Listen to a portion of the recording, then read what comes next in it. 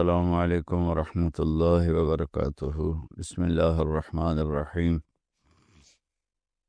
میرے محترم بھائی بہن، بچے بچیاں، سننے والے،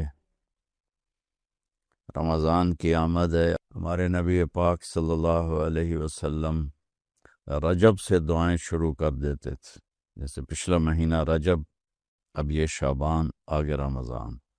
اللہم بارک لنا فی رجب و شعبان وبلغنا رمضان۔ یا اللہ ہمارے رجب اور شعبان میں برکت عطا فرما، اور رمضان کا مہینہ ہمارے نصیب فرما۔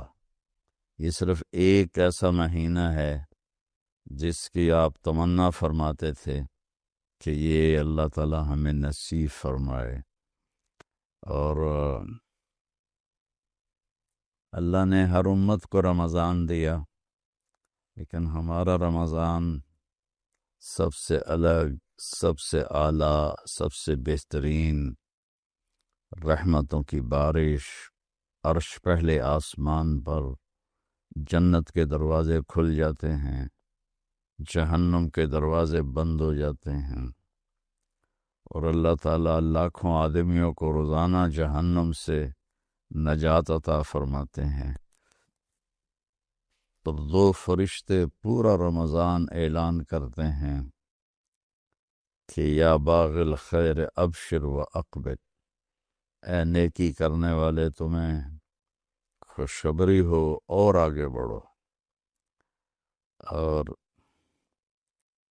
دوسرا فرشتہ اعلان کرتا ہے یا باغ الشر اقصد و ارجع، اے برائی کے پیچھے دوڑنے والے بس کر اور واپس آ جا، اپنے اللہ کی طرف لوٹ کے آ جا۔ اور اللہ کی طرف سے بھی روزانہ اعلان ہوتا ہے حل من طائف اتوب علیہ، کوئی ہے توبہ کرنے والا تو میں اس کی قبول کروں۔ حل من سائل فاعطیہ، ہے کوئی مانگنے والا میں عطا کروں۔ حل من مستغفر فاغفر لہ، ہے کوئی استغفار کرنے والا، معافی مانگنے والا، میں اسے معاف کروں۔ فرض 70 فرض کے برابر ہو جاتا ہے، نفل فرض کے برابر ہو جاتا ہے، سارے شیطان قید ہو جاتے ہیں۔ یہ ساری چیزیں پہلی امتوں کے لیے نہیں تھی۔ ساری مخلوق، چیونٹیاں اور مچھلیاں بھی روزہ رکھنے والوں کے لیے دعا کرتی ہیں۔ پھر اس میں اللہ نے تراویح کی نماز عطا فرمائی، جو کسی امت کو نہیں عطا فرمائی۔ تراویح تو بعد میں نام پڑا ہے، اصل تو اس کا نام قیام اللیل تھا۔ تو اس کا اہتمام کرنا اللہ کے ہاں انتہائی پسندیدہ ہے، اور اس کی رحمتوں سے نفع اٹھانے کے لیے کسی سے لڑے ہوئے ہیں صلح کر لیں، کسی کے بارے میں دل میں نفرت ہے، کھوٹ ہے، صاف کر لیں، کسی سے بول چال بند ہے تو اس سے بولنا شروع کر لیں، صلح کر لیں، ورنہ روزے لٹک جاتے ہیں، اوپر نہیں جاتے۔ ماں باپ کا نافرمان، شراب پینے والا، رشتہ داروں سے لڑائی جھگڑے کر کے بائیکاٹ کرنے والا، اور کسی کے بارے میں دل میں دشمنی پالنے والا، یہ 4 آدمی رمضان کی رحمتوں سے محروم ہو جاتے ہیں۔ ہاں اگر وہ توبہ کر لیں تو پھر ان کی بھی ہر چیز اللہ کی بارگاہ میں قبول ہوتی ہے۔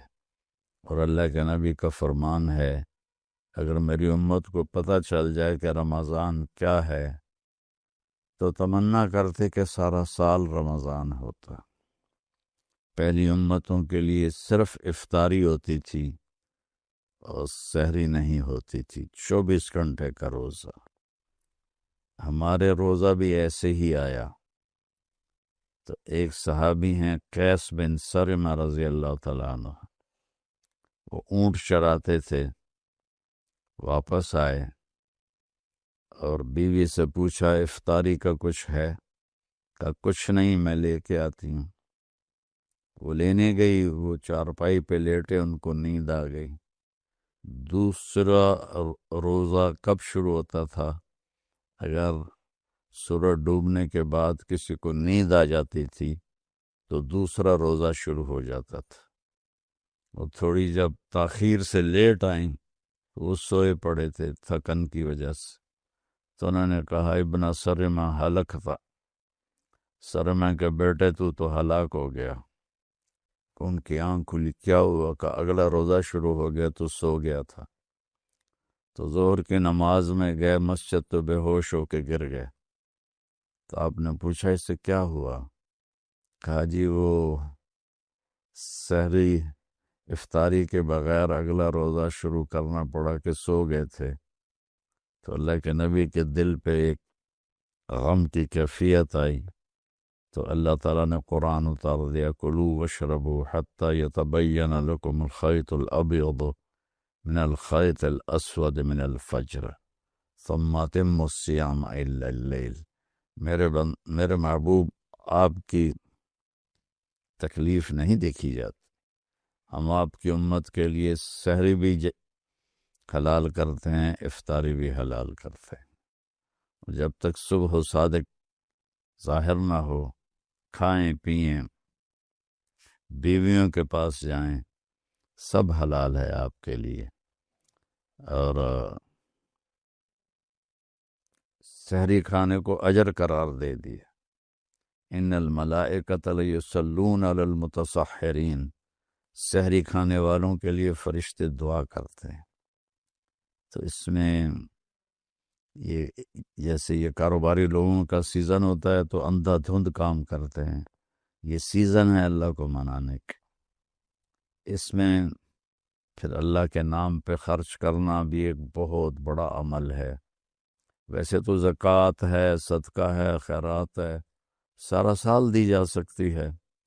رمضان میں دینے کا فائدہ یہ ہے کہ فرض زکوٰۃ کا 1 روپیہ 70 روپے کے برابر ہو جائے گا، اور نفلی صدقے کا 1 روپیہ فرض روپے کے برابر ہو جائے گا۔